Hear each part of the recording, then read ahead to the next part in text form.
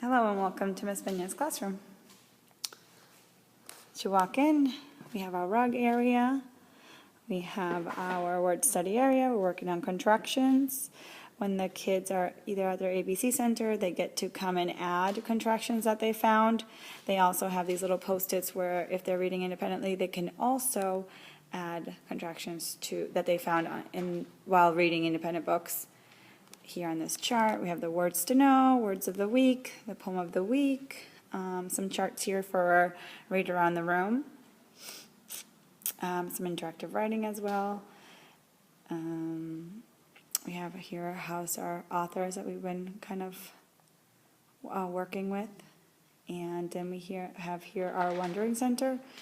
And we've been working on trees and asking and noticing different things about trees and also plants and insects. I'm really having a lot of fun with the Wondering Center. Last time we were talking about ants and we came up with some questions together, and then the kids were looking for these answers as they were at the Wondering Center, or they would come up with more questions that they would add to another poster. So that was really cool, and they were really engaged. Just have some read alouds books here about, some animals and insects. Here we have our work board.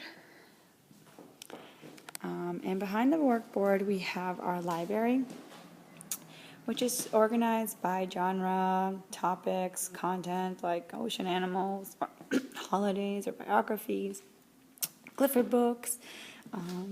I definitely want to change this a little bit more.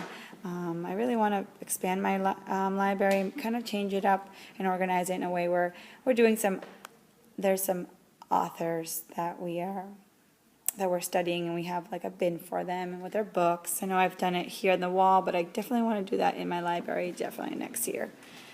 The kids are also allowed to read the big books, so that's why it's kind of open up like that. And I don't know if you remember this, but this was my leveled books. This is where my kids used to get books, and they knew their levels, and we had a conversation about it. But this year we did not do this. This is no longer used for kids. It's used for me. I use this to to add to their browsing boxes. Of course, when we read, it's also filled with familiar reads. But if I want to add something a little different, or kids are getting a little bored with their books, I add their books at their independent level and instructional level. If they have moved to a different level, I just cross off their name, or I put on a different, or I just change the name cards. This has been really cool. Right now we also have been changing the reading journals, and now they're responding to their independent reading in their reading journals. They can either write about something that surprised them or something that they learned, or write a letter. We have our science area. We've been planting plants, and the kids have worked on an interactive piece where they are telling our class how to plant a seed. And so when they come here, they can plant a seed, or they can also observe the celeries and just take some notes on what's been happening.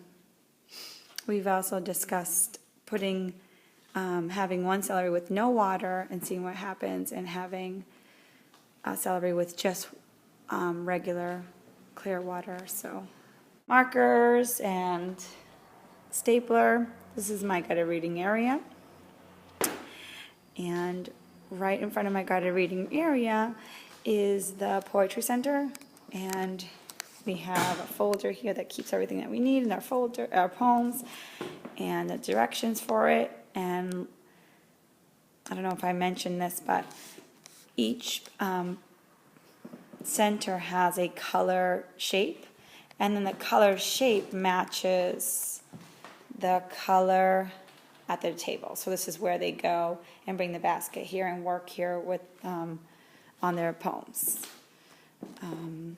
We have our word wall back here, and then we also have been storing our charts over here for reading around the room. Trying to get really creative of how to put these charts up putting it on top of each other and showing the kids that they can lift it up and read them. And they can also, this one right here is more of the word study chart, so the kids can add words here if they like. And then also here is more reading around the room.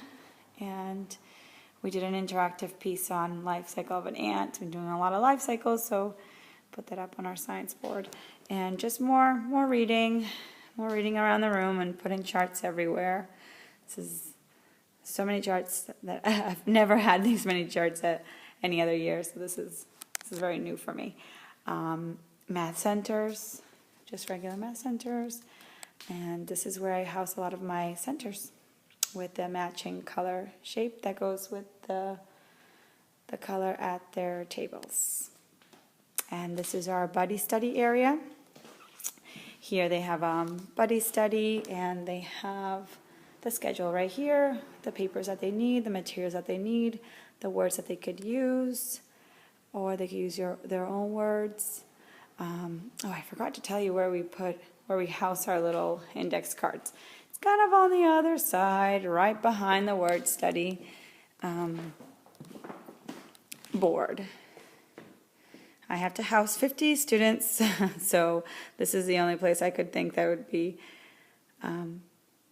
useful for them, and in a way where I can fit all 50 of them. So here they are. Well, this is it for my classroom. Thanks for coming, and can't wait to make it better next year.